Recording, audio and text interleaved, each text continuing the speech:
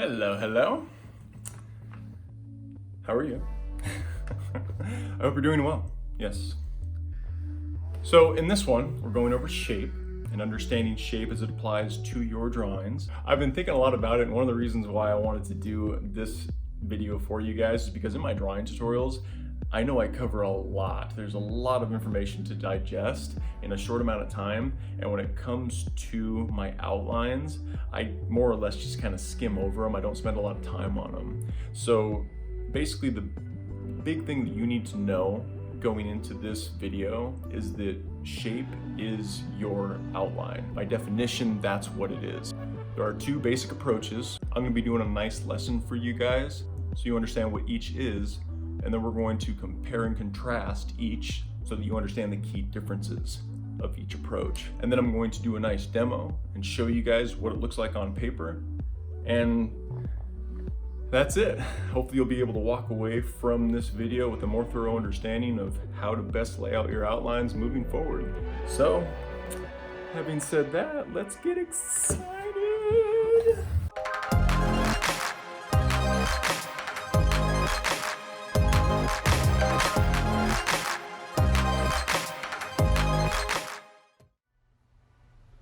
Okay, so understanding shape in drawing.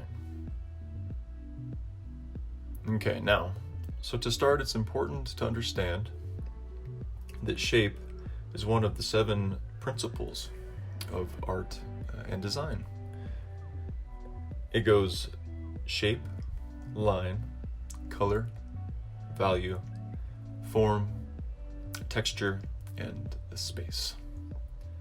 I will be covering the rest in future videos, but for this one, we are focusing on shape. And it's important to note that shape is the form of an object, or rather its external boundary, outline as some call it, or the external surface. As opposed to other properties, such as color, texture, or material type. And also, I want to highlight that your shape is a 2-dimensional area that is defined by a change in value through the layering of your tones in order to achieve a 3-dimensional appearance. So this is one of the reasons why in my drawing tutorials we lay out the outline first with graphite, and then we know that we're going to be going back into it and we're going to be building it up with darker tones. Okay, so the first approach is the use of geometric shapes. Geometric shapes are, of course, circles, rectangles, squares, triangles, and so on. Now, they are comprised of clear edges, and they are found in a lot of human-made things, such as buildings and machines. The Cubist movement of the early 20th century, with names such as Paul Cézanne and Vasily Kandinsky, were pioneers in this space. Now, it's important to note that most geometric shapes are made by humans, though crystals are also considered to be geometric, despite the fact that they're made in nature, such as snowflakes, for example. Okay, now the second approach is what they call organic shapes. And this is more in line with the approach that I tend to use for drawing animals. Under organic shapes, it's important to understand that they have a natural look and a flowing and curvy appearance. They are typically irregular or asymmetrical. And organic shapes are typically associated with things from the natural world, like plants and animals. So you'll find yourself using the organic approach, especially when it comes to drawing animals, more so than not. But now, artistic application. We understand these two concepts, these two fundamental approaches when it comes to drawing, but application, how do we apply them?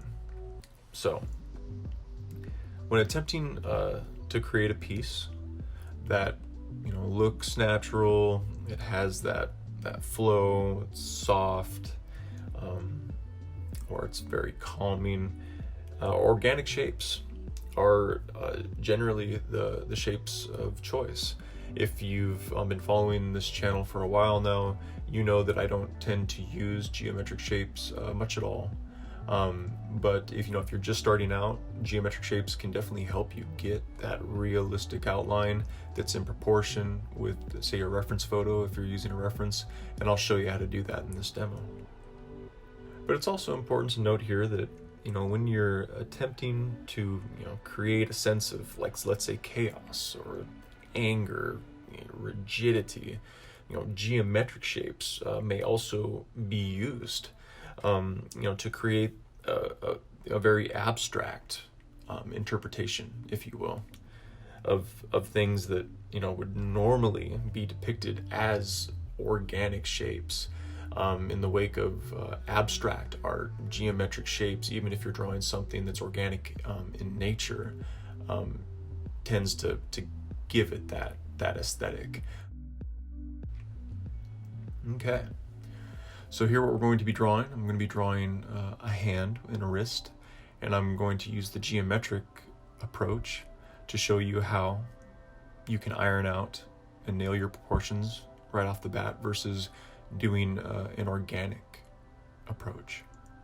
Here what we're doing is we've taken a cylinder for the arm, a sphere for the wrist, a rectangle for the main body of the hand, a triangle for the part of the hand that branches off into the thumb.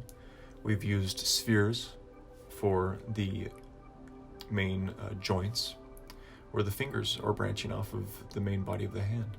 You can take these lines and you can run them down the cylinders.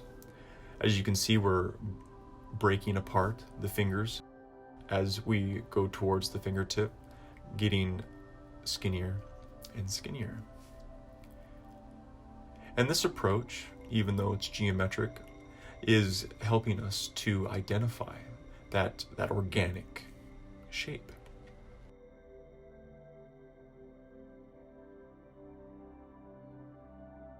Because now what we can do here is we can go in and we can iron out what that organic shape would look like with our outline.